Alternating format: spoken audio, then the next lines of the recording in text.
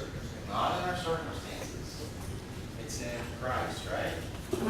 Christ has covered our sin. He's taken our punishment upon himself, and he's welcomed us as a friend, a brother.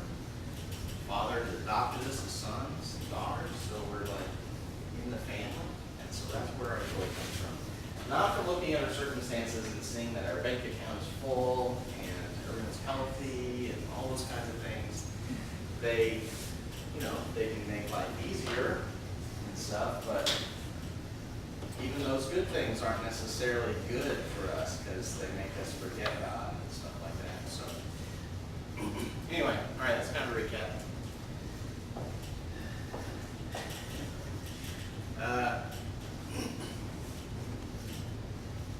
You guys are great. Thank you, Jan, for speaking. Bob, you said something. That was good. Yeah, thank you. You're not throwing hints to us. I'm not throwing hints. Oh no, and I don't have any. I couldn't remember to actually do it, so I stopped it right away. Richard will get things going by quoting Ephesians 2:8-9. Who will? Richard. Richard's going to do Ephesians 2:8-9. For by grace you saved through faith, and that not of yourself, for the gift of God, not of yourselves, that you should boast. There you go. Very nicely done. Randy, you can do the song and dance for us. That might help. Okay, that's all I get. And this is being recorded, by the way. On the on video. Oh, maybe that's what's scaring you guys. It's being recorded. Is this like going anywhere? Is this a test? This is a test. Because I am nervous about that. If it's being recorded, maybe people will stop talking. Yeah, that would be sad.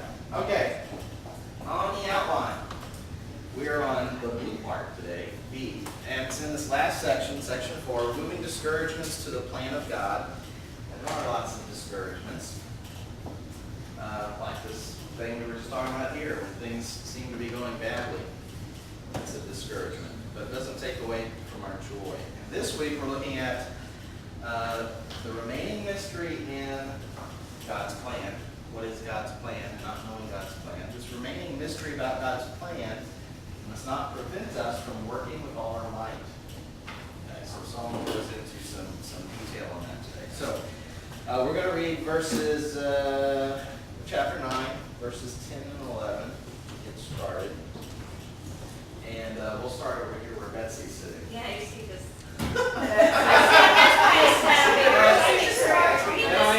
Okay, we're going to go backwards, so I'm sure to get to Betsy today. But she's over here, so we'll just keep on going. All right, so chapter 9, verses, what are we doing? 10 through 12. Go ahead, Joe. Whatever your hand finds to do, do it with your might. For there is no work or thought or knowledge or wisdom in Sheol to which you are going. I again saw under the sun that the race is not the swift, and the battle is not to the warriors, and neither is bread to the wise, nor wealth to the discerning, nor favor to men of ability, for time and chance overtake them all. For man does not know his time, like fish that are taken in an evil net, and like birds that are caught in a snare. So the children of man are snared at an evil time, when it suddenly falls upon them. All right, so question 1. What is being set forth as motivation to work? It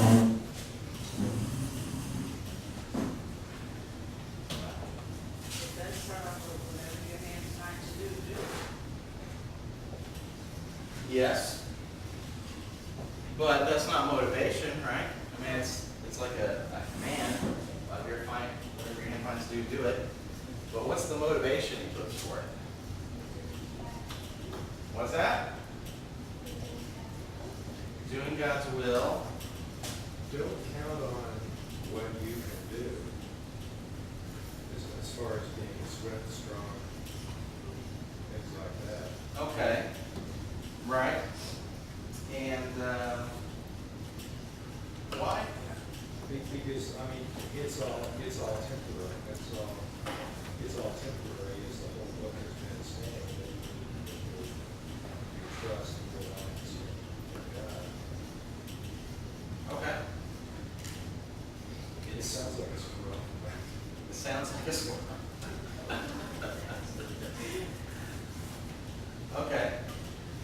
just said that you're just given work to do, so do it with enthusiasm because it's given to you.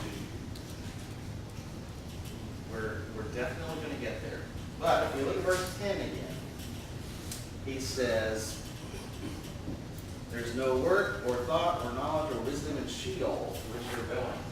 That's the motivation. That's the reason for doing the work. When we go to Sheol, you guys know what Sheol is? That's the grave. You guys go to the grave, you can't do God's work anymore. So get busy. Do the work. Right? That's the motivation. You only have a certain amount of time before you're in the grave. Now, number two, how might striving for success lead to discouragement?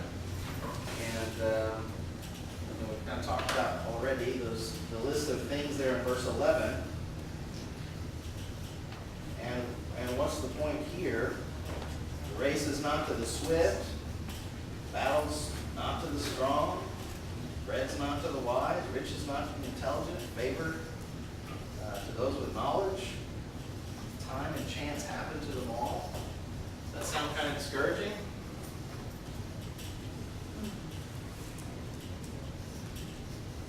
We do all of our, put all of our efforts into things, spend all of our time working hard, learning, growing in wisdom, and yet it doesn't go to the people who've done all that. Why not? You're not in charge.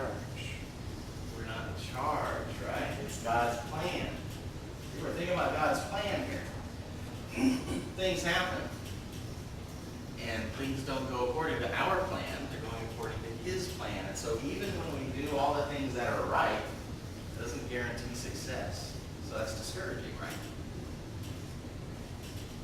But how might it also be encouraging? There's grace involved. Right. So even when you're being foolish instead of wise, He can still bless you with success, right? So, all right, so we'll leave that there for now. That's why people in America have problems understanding grace, because everything we've been taught, everything goes to those who work hard for it. God helps those who help themselves. Yeah, Benjamin Franklin said that. Right. Yeah. All right, number 3. In what ways does impending death motivate us? We're going to talk about the one where, when we die, we can no longer do God's work. We can no longer glorify Him with our lives. But what's another reason? It has to do with what comes after death. Judgment, right? We're going to be judged for what we do in this life. And we only have a certain amount of time to do whatever it is we're going to do in this life. Now, it doesn't mean that, some of us who are saved by grace might end up in hell, but there are rewards and I don't use the word riches, but there are rewards for those who are faithful. There's going to be levels of reward and levels of punishment. So what we do in this life matters in the next. All right, so let's read the next section, chapter 9, 13 through 18, which finishes the chapter out. And it starts off with a parable. So, where are we at with Sarah? All right, go ahead. I have also seen this example of wisdom under the sun, and it seems great to me. There was a little city with few men in it, and a great king came against it, besieged it, and built great snares around it. But there was found in it a poor wise man, and he by his wisdom delivered the city. Yet no one remembered that poor man. But I say that wisdom is better than mine, though the poor man's wisdom is despised, and his words are not heard. The words of the wise, heard and quiet, are better than the shouting of a ruler among fools. Wisdom is better than the weapons of war, but no one's sinner destroyed much good. All right, so question one, what are the lessons to be learned from the parable? And there's two in verse 16, 16a, 16b. What's the first part of 16 teach us? Wisdom is better than might. And how is that in the parable? Wisdom better than might. The poor wise man come to, when the city was besieged, it says that the poor wise man by his wisdom delivered the city. Right? So we have this king, his armies surrounded the city. There's no hope for the city, right? Except for this one guy who figured something out to save the whole city. We don't get to know what that was. But he saves the city. It's so cool.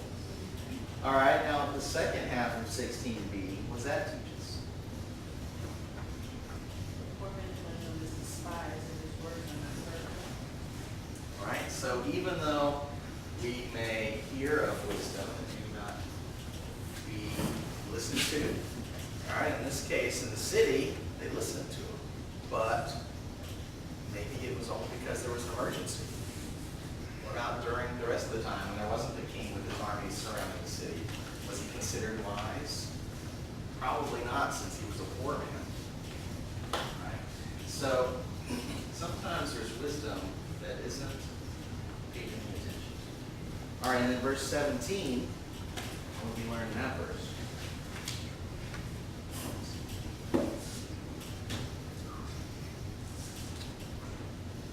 That the Lord spoken in quiet, when you're by the words of it. Okay, and so we've got the quiet words of wisdom, the loud shouting of somebody else. It's hard to hear the quiet voice, right? So we've got to learn how to pay attention, how to find the wisdom in what's being said, find the wisdom in what's going. Don't just be listening to the loud shouting voice, right? Need to tune that out. Make sure you hear everything so that you can discern what the wise course is. And then what do we learn in that last verse? Wisdom is better than weapons of war, but one sinner destroys much good. One sinner destroys much good. Reminds me of Achan. Oh, yeah. Tell us about it. Achan was the one who took the spoil of battle when they were told they should not have, and Israel suffered defeat because of it. Yeah. One fool messed up the whole thing, right? Went up against AI and got around it because of one fool. Okay, so let's read the next section. Chapter 10, 1 through 20. Whole chapter. And what he's going to do in this passage now, he's begin telling us about, he's talking about work, he's talking about doing work. The plan is God's, not ours, and so things don't always work out like we want. And so these are some parables he's put together to teach us how to do work, how to view work, and it's all in this contrast between wisdom and folly, wise and fools. All right. So who's next up? You, Jackie. Dead All right.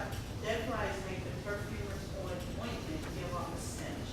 So a little folly outweighs wisdom and honor. A wise man's heart inclines him to the right, but a fool's heart to the left. Even when the fool walks on the road, he lacks sense, and he says to everyone that he is a fool. If the anger of the ruler rises against you, do not leave your place, for the calmness will lay great offense to rest. Offenses to rest. There is an evil that I have seen under the sun, as it were an error proceeding from the ruler. Folly sits in many high places, and the rich sit in a low place. Oh.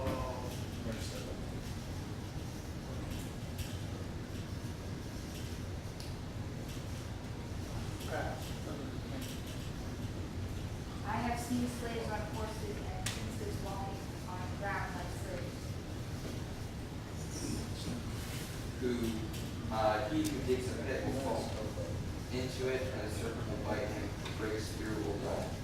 All right, Joe, verse 9. He who quarries stones is hurt by them, and he who splits logs is endangered by them. If the axe is dull and he does not sharpen his edge, then he must exert more strength. Wisdom has the advantage of giving success. If the serpent bites before it is charmed, there is no advantage to the charmer. The words of a wise man's mouth win him favor, but the lips of a fool deceive him. The words of his mouth begin with foolishness, and the end of his talk is raging madness. A fool manipulates words, though no man knows what is to be. And who can tell him what will be after? The toil of a fool wearies him, for he does not know the way to the city. Woe to you, O land, when your king is a child and your princes feast in the morning. Happy are you, O land, when your king is the son of nobility, and your prince feasts at the proper time, but your strength is not comfortless. Through sloth, the roof sinks in, and through indolence, the house fails. Bread is made for laughter, and wine gladdens life, and money answers everything. Even in your thought, do not curse the king, nor in your bedroom curse the rich. For a bird of the air will carry your voice, or some winged creature tell the matter. A little bird A little told birdie told me. Little bird told me, right? Ah, that's where that came from, eh? I hated that bird. All right, so Was it a canary? verses 1 through 3 is where you'll find the answer to question 1. How does foolishness impact our work?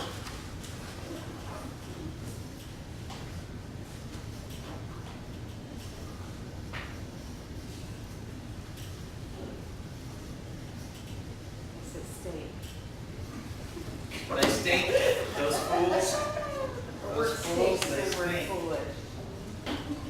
Well, it says the fool laughs at so. Yeah, that can gum up the works, right? And the last verse that we read in chapter 9, remember, but one sinner destroys much good. And then we have the story about the dead fly in the ointment. It's like a little leaven, Stinks. little leaven, it's a whole lump. Yes, same thing, right? Okay.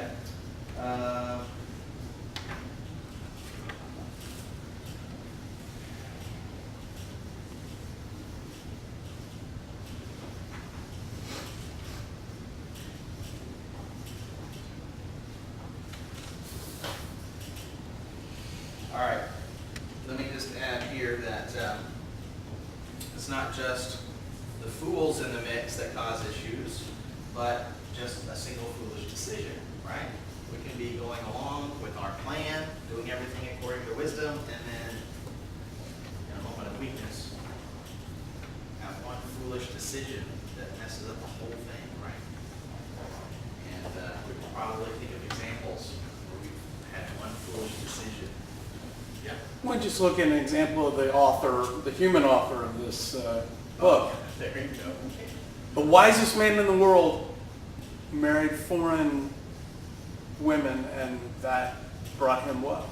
Absolutely. His kingdom ended up being split, the whole thing, all in God's plan, but still, that was the root of the fact that Judah and Israel split. That's true. Actually, his first decision about that, married Pharaoh's daughter. Yeah, foreigner, not supposed to marry foreigners. And that brought in and began all the idols coming in from all the other nations with these wives. The beginning of the end. All right, number 2. How might, and this is the answers are in verses 4 through 7. How might bad leaders be discouraging? And what is a wise attitude to have?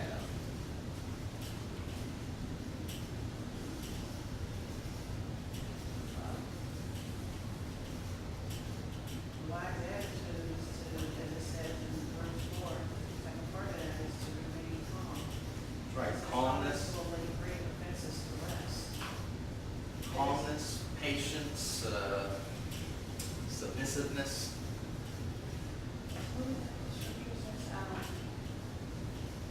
Agree with your enemy quickly while you take you or somewhere.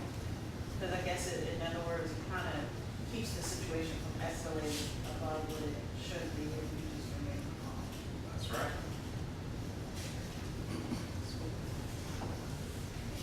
All right, and so what are some of the things that bad leaders might do from verses 4 through 7?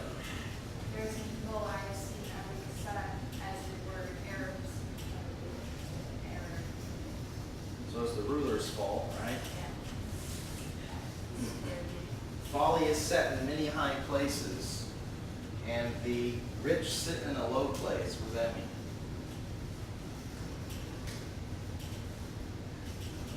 I would assume it would be in their folly, even though because the rich have a tendency to look down on the poor from their lofty heights, but in their folly, they're really in a low place. Okay. I don't think that's what this is saying. But often what happens in the business world, of course I'm in the public school system, but when somebody comes to power, they will occasionally, they're the ruler, right? And they will put their friend over here in this job, and their nephew over here in this job, and that would be putting folly in the high places, giving them the job not because they can do it, but because they know the person. And here, Solomon's actually saying that the rich should have those positions. The rich are sitting in low places when the rich should be in these high places. And why should the rich be in high places? Because it's obvious they have wisdom. If they've been able to accumulate wealth, then they have wisdom. So Solomon's actually painting the rich in a good light here. Well, just to use a modern example, look at how much in the mass culture people want to pay attention to what a celebrity has to say. An actor. Oh yeah. A high percentage of actors are high school dropouts, and yet we hang on what they say, and they are, as a group, are some of the least educated, least intelligent people on earth. But they look good in front of a camera. They have that gift, but that doesn't mean anything that comes out of their mouth, other than the lines that someone else has written for them, is worth anything. So we do look to the rich. You know, we value their words, even if they're just actors or athletes or whatever, musicians.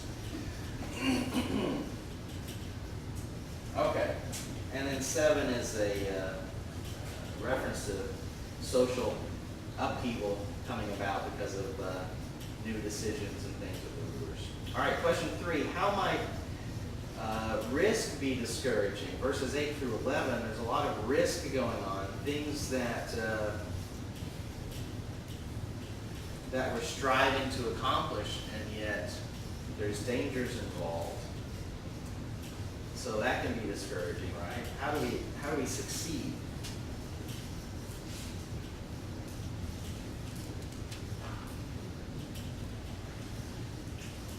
Keep sharp.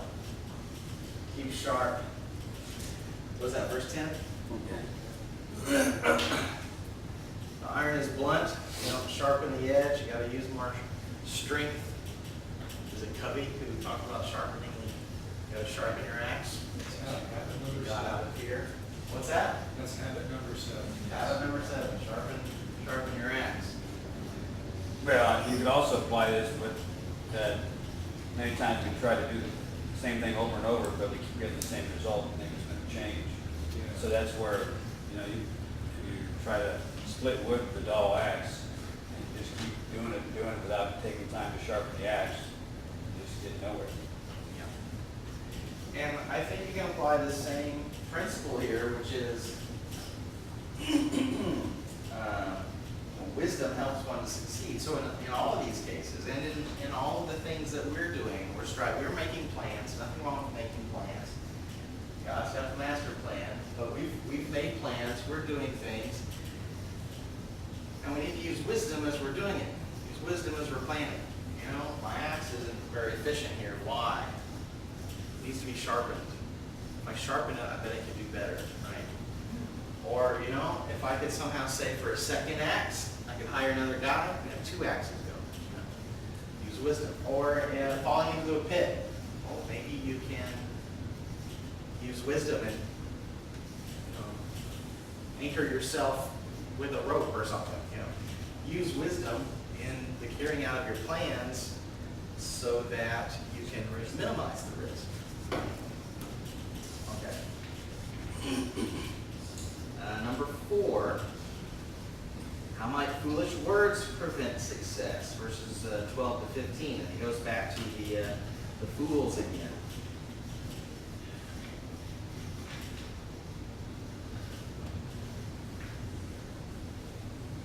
That first image in verse 12.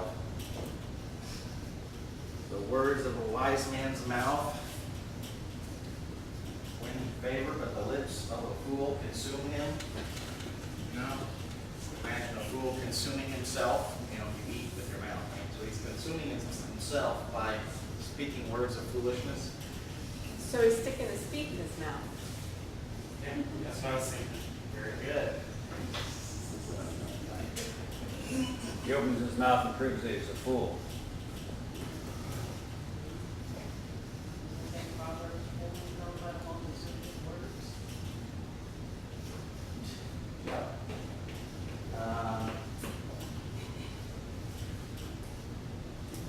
A fool multiplies his words. He won't shut up. Keeps talking about things he doesn't know about.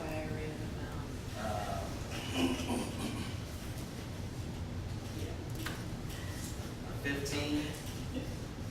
The toil of a fool wearies him. Doesn't know the way to the city. Doesn't stop and ask for directions. Too busy talking to learn, to ask, to listen. All right. And then number 5, verses 16 through 19. What are the results of the excess and laziness of leaders? All right, he goes back to the leaders again.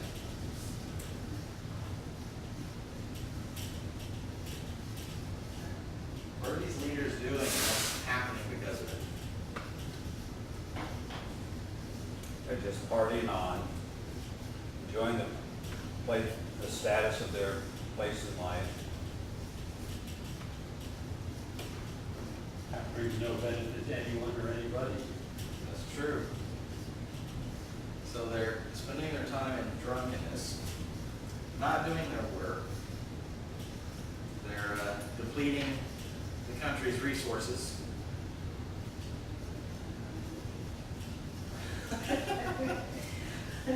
And what's the analogy he makes here? Verse 18. Didn't know when it's going to be repaired, so we came to them, the house leaks, they're just not going where they're supposed to. It's all going to fall apart. All right, and then question 6 from verse 20. Should we fear those in authority? Fear as in reverence, as in big brother. What do you think? Yes. Yes? I'd say both. Okay. Especially if it's an evil ruler. If it's one who's not going to use wisdom or sense, then be very careful. Yeah, I think that's the key there. I don't know that we should be afraid because God is our Father and He's going to protect us. And even if we're not protected, we're going to be with Him. That's right. But Solomon gives us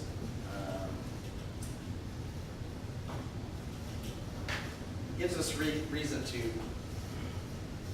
use wisdom, discernment in those situations.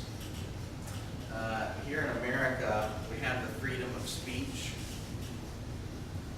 who are allowed to speak out against the rulers, but it didn't used to be that way. Even with that freedom, there can be consequences. Oh, yeah, absolutely. Responsibility goes with that too. And if we're not talking about the government, at work or wherever else, we've got people in authority. Some of them are tyrants, and we have to use wisdom and discernment and not be running our mouth, because it will get back to whoever you're talking about. All right, now let's read the last section. We're basically out of time, so let me read it just quickly. Verses 1 through 6. Cast your bread upon the waters, for you will find it after many days. Give a portion to 7 or even to 8, for you know not what disaster may happen on earth. If the clouds are full of rain, they empty themselves on the earth. And if a tree falls to the south or to the north, in a place where the tree falls, there it will lie. He who observes the wind will not sow, and he who regards the clouds will not reap. As you do not know the way the Spirit comes to the bones in the womb of a woman with child, so you do not know the work of God who makes everything. In the morning sow your seed, and at evening withhold not your hand. For you do not know which will prosper, this or that, or whether both alike will be good. So question 1, how might uncertainty of success cause discouragement? And since we're out of time, I'm just going to monologue. Nothing's guaranteed, right? Nothing is guaranteed. And so these different images of these things, casting of bread upon the waters, and there's some different thoughts on what that means, but the one that makes sense to me is that it was an idiom for putting all of your investments onto a ship that's going to trade and not knowing what's going to happen. Because ships get into storms, sink, you lose all of your money, that's your bread. What are you going to eat? You've lost all of your money. And so he's saying, do it anyway. Do it anyway. And in the next verse, give a portion to 7 or even to 8. Don't just try one thing. Try a lot of things. Do all kinds of things. And another way to read this is that you should be generous to many, because when you are generous to others in times of your plenty, then when you have a famine, others remember your kindness and will return it to you. Okay? But I think it also applies to striving after things. Don't just do one thing, but try many things, because we don't know what's going to work, but something will. If the clouds are full of rain, they empty themselves on the earth. You know, the rain goes everywhere. The rain goes everywhere, so we should be working everywhere. Some of the rain goes into the ocean. Doesn't do anything. But if it goes onto the ground, it waters the earth, brings about crops, right? So we should be working everywhere and seeing where God is going to bring success.